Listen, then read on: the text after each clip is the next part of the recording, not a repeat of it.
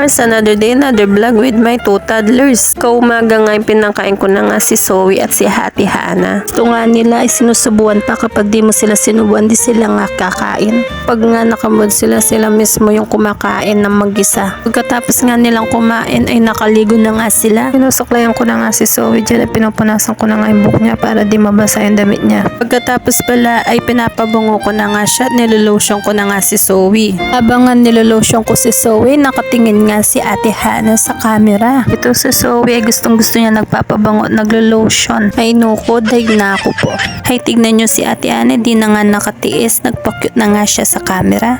Katapos nga ni Zoe ay si Ate Hana naman yung susunod ko pinaliguan. Nusuklayan ko na nga si Ate Hana dyan, pinupunasan ko na nga yung buhok niya para di mabasa yung damit niya. Yan yung mga Mars, sumasayaw pa nga si Ate Hana habang pinupunasan ko yung buhok niya. Pagkatapos ko nga pinunasan ng buhok niya ay nilotion ko na rin nga siya. Nilolotion ko nga sila para di madry ang mga skin nila, lalo na ngayon ay malamig. Tapos ko nga nilagyan ng lotion si Ate Hana ay pinahid ko na rin yung ointment niya sa sugat niya.